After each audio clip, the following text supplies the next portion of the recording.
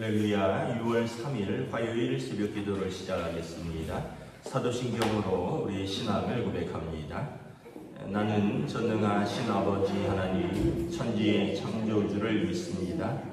나는 그의 유일하신 아들 우리 주 예수 그리스도를 믿습니다. 그는 성령으로 잉태되어 동정녀 마리아에게서 나시고 본디오 빌라도에게 고난을 받아 십자가에 못 박혀 죽으시고 장사된 지 사흘 만에 죽은 자 가운데서 다시 살아나셨으며 하늘에 오르시어 전능하신 아버지 하나님 우편에 앉아 계시다가 거기로부터 살아있는 자와 죽은 자를 심판하러 오십니다. 나는 성령을 믿으며 거룩한 공교회와 성도의 교제와 죄를 용서받는 것과 몸의 부활과 영생을 믿습니다. 아멘. 찬송가 449장 찬양하시겠습니다. 찬송가 449장입니다.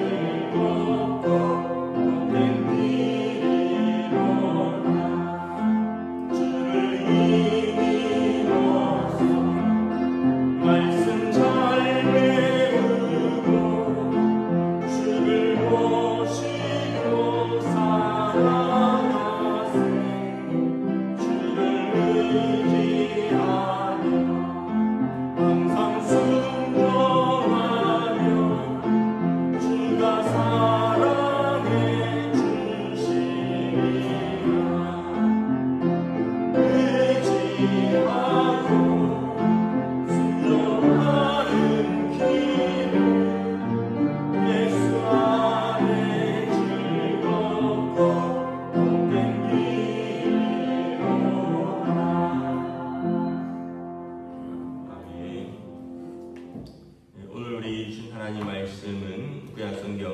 민수기 32장 28절에서 42절까지 말씀입니다.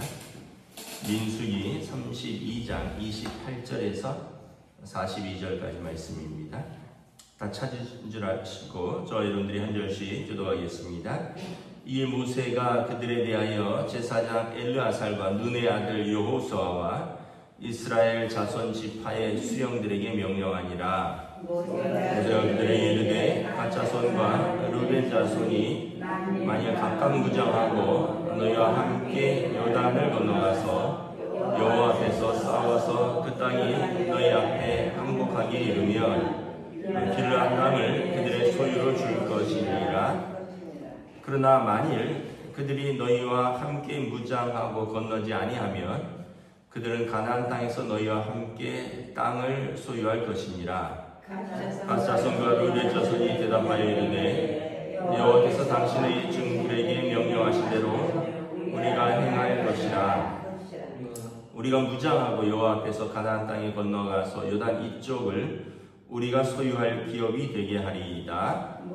모세가 갓 자손과 르벤 자손과 요셉의 아들 므낫세 반지파에게 아모리네 왕 시혼의 나라와 바산 왕 옥의 나라를 주되 곧 그 땅과 그 경내의 성읍들과 그 성읍들의 사방 땅을 그들에게 주매 갓 자손은 디본과 아다론과 아로엘과 아다롯소반과 야셀과 욕구하와 벤니브라와 벤하린들의 견고한 성읍을 건축하였고 또 양을 위하여 우리를 지었으며 르벤 자손은 헤스본과 엘르알레와 기리아다임과 느보와 바알무온을 건축하고 그 이름을 바꾸고 또 신마를 건축하고 건축한 성읍들의 새 이름을 주었고 므낫세 아들 마길의 자손은 가서 길르앗을 쳐서 빼앗고 거기 있는 아모리인을 쫓아내매 모세가 길르앗을 므낫세 아들 마길에게 주매 그가 거기 거주하였고 므낫세 아들 야일은 가서 그 촌락들을 빼앗고 하봇 야일이라 불렀으며 함께 있습니다. 노비는 가서 그 낫과 그 마을들을 빼앗고 자기 이름을 따라 노바라 불렀더라. 아멘. 할렐루야.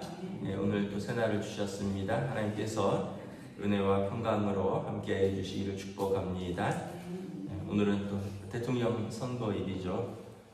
우리가 하나님 경외는 고사하고 그냥 국민들을 좀 사랑하고 국민들을 좀 아끼고 국민들을 좀 두려워하는 지도자를 뽑혔으면 좋겠다는 그런 생각을 하면서 기도합니다. 네, 오늘 말씀은 계속해서 이어지죠. 이제 요단강을 건너서 요단 서편으로 가면 땅을 얻어야 되는데 르벤 지파와 갓 지파가 우리는 그냥 요단 동편에 남겠다. 우린 여기서 성읍을 건축하고 여기에 목초지가 좋은데 우리가 여기에서 양떼들을 키우면서 우리는 여기서 살고 건너가지 않겠다 해서 모세가 경로했죠. 너희가 모든 공동체를 무너뜨리고 낙심하게 할 것이냐. 그랬더니 이제 르벤 지파와 갓 지파가 뭐 우리가 안 간다는 건 아니고 이러면서 자기들의 계획을 좀 수정하죠. 여기에 먼저 땅을 주시면 우리의 어린 아이들과 우리의 가축들을 위해서 성읍을 좀 견고하게 세우고 또 우리를 튼튼하게 잘 짓고 우리 남자들은 먼저 같이 건너가서 전체가 땅을 얻을 때까지 우리가 싸우고 돌아오겠다. 이렇게 하겠다라는 거예요. 그래서 이제 모세가 이제 이것을 받아들입니다. 너네가 정이 땅이 그렇게 원한다면 다 같이 가서 약속의 땅을 얻는 건 좋지만 뭐 여기가 그렇게 좋다면 좋다. 그렇다면 너희가 말한 대로 너희 모든 남자들은 다 같이 건너가서 전체가 땅을 얻을 때까지 돌아가지 말고 싸워라. 그리고 그들의 너희에게 땅을 주겠다. 이거를 오늘 28절에 보면 모세가 대제사장 엘르아살 그리고 지도자 여호수아죠. 이제 모세는 이제 곧 죽을 거기 때문에 그리고 이스라엘 자손 지파의 수령들 12지파의 장로들을 다 부릅니다. 그러니까 이 공동체의 지도자들이죠.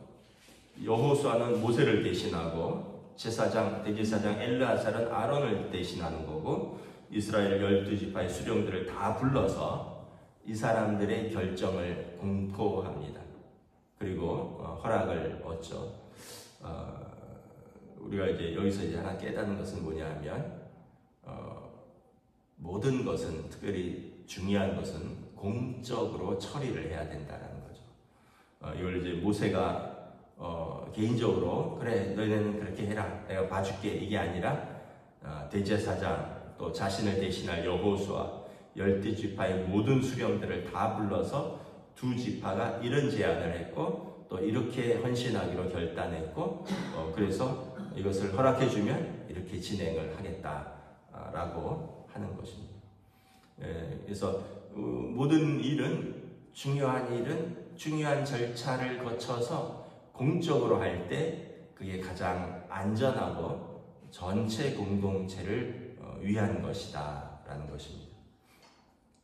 이게 이제 가정도 그렇고 또 교회도 그렇고 국가도 그렇고, 중요한 일들은 그냥 몇 명이 모여서 결정하는 게 아니라 공적인 절차를 거쳐서 모든 공동체에게 공적으로 알리는 것이 중요하다라는 거예요.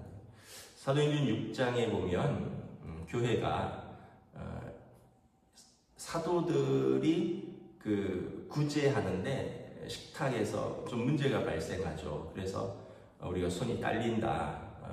7 집사를 뽑자. 그래서 이제 성령 충만하고 또 사람들의 칭찬을 받는 자. 그러니까 성령 충만하고 또 인품과 또 덕이 사람들에게 칭찬받는 자들을 너희가 뽑아라.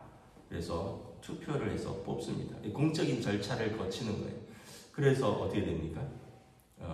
이 7명이 뽑혔는데 전부 이름이 헬라식입니다. 헬라식. 뭐 스테반, 빌립 뭐 이런 일들은 다 그 헬라식 이름이에요. 그러니까 유대인인데 헬라파 유대인이라는 거예요. 그런데 베드로, 안드레, 야고보, 요한 이런 12제자는 다 히브리인입니다. 그러니까 이제 헬라파 유대인이 있고 히브리파 유대인이 있는 거예요. 그러니까 그 땅에 살면서 땅을 떠난 적이 없는 사람들은 히브리파 유대인입니다. 그런데 헬라파 유대인은 디아스포라라고 해서 유대 땅 말고 다른 데서 흩어져 살면서 쉽게 얘기하면 오늘로 말하면 그 해외에서도 살고 막 그러면서 이름이 정통 유대인이 아닌 거예요. 그러니까 그 사도행전 6장의 초대교회의 문제는 뭐냐면 히브리파 과부와 헬라파 과부의 어떤 그 구제에서의 형평성이거든요. 근데 12사도는 다 히브리파 유대인인데 아주 공교롭게도 7 집사는 전부 헬라파 유대인이다. 그래서 어떤 잡음도 발생하지 않고 공적인 절차를 거쳐서 뽑아서 그 일들을 감당하게 된 것이죠. 그래서 보면 성경에 보면 모든 공동체가 사도들도 이에 순종하니라 이렇게 나와 있는 거죠. 이 공적인 절차가 공동체에서 아주 중요하다라는 거예요. 제가 아는 어떤 교회는 이제 교회를 한 20-30년 해서 이제 후임 목사님이 오셨어요. 그래서 한 50-60명 정도 교회가 이제 자립할 만큼 이렇게 세워졌어요.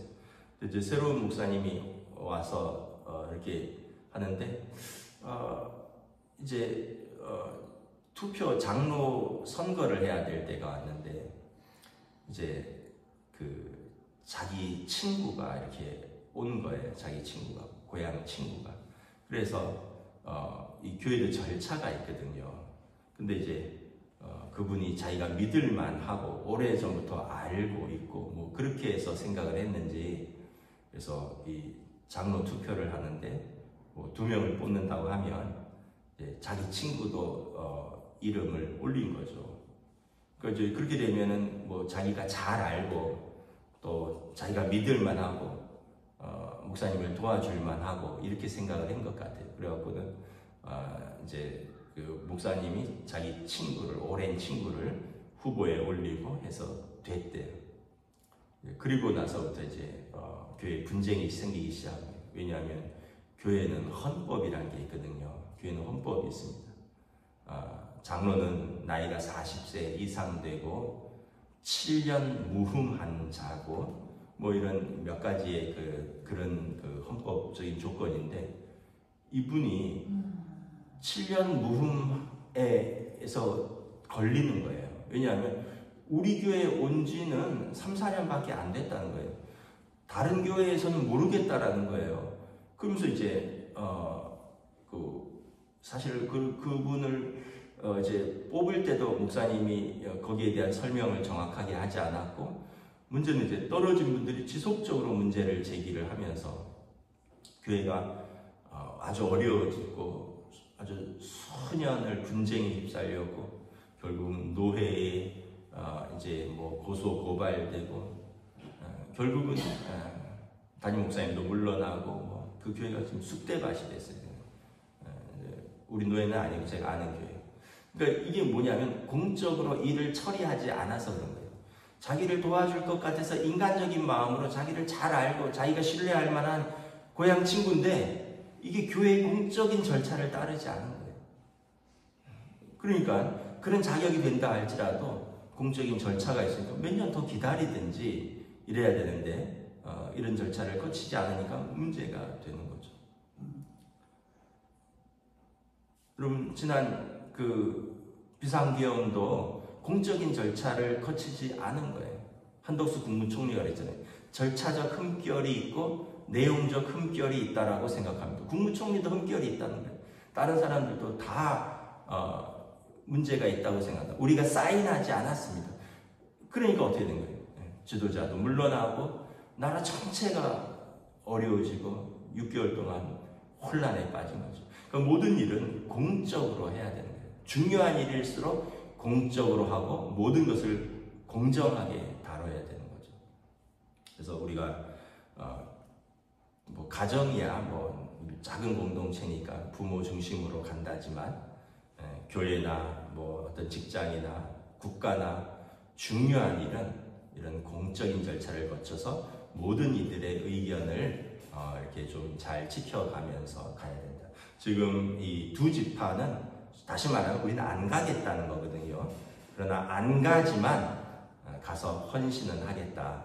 이것을 고백하고 이것을 대제사장 여호수아 12지파가 모두 공적으로 다루고 허락하에 이루어진 것을 볼 수 있게 됩니다. 이제 또 하나는 이제 이 동쪽이 그래서 두 지파가 땅을 얻습니다. 여기 뭐 길르앗이라는 땅이 나오죠. 뭐 이런 다른 사람들은 잘 모르겠지만 우리가 사사 시대에 보면 입다의 아버지가 길르앗입니다. 길르앗. 그러니까 입다는 이 므낫세 지파의 요단 동편 출신이라는 것을 알 수 있죠. 그러니까 그때까지만 해도 이제 어떤 면에서 보면 이제 요단 동편이 이렇게 건재했다는 걸 알 수 있고요. 지도자도 나왔다는 걸 알 수 있습니다. 근데 점점 요단 동편은 쇠해집니다. 왜냐하면 전체 공동체에 함께하지 못하기 때문에 그렇습니다. 제가 어떤 목사님의 설교를 들었는데 그런 말씀을 하시더라고요. 저는 거기에 대해서 깊이 생각을 해본 적이 없는데 그분이 설교 주면서 천국 간다고 다 똑같은 천국이라고 생각하지 않습니다 이러더라고요. 무슨 말인가 했더니 천국에 들어가는 것은 하나님의 은혜와 우리의 믿음, 예수 그리스도의 십자가의 보혈로 하는 은혜인데 거기에서 상급은 좀 다를 것이다 라고 생각을 합니다. 그분이 그런 설교를 하더라고요. 좀 들어보니까 아니 평생 하나님 앞에서 헌신하고 수고하여 천국에 들어간 사람과 예수님 한편 강도처럼 평생 자기 마음대로 하고 살고 심지어 살인도 하고 강도가 주님 오른편에서 마지막에 회개하고 주여 주의 나라에서 나를 기억하여 주소서 해서 내가 오늘 내와 나와 함께 낙원에 있으리라. 그렇게 천국 간 사람하고 상급이 같지는 않을 것이다. 그렇다면 하나님이 공의의 하나님은 아닐 것이다. 뭐 이런 말씀을 하시더라고요.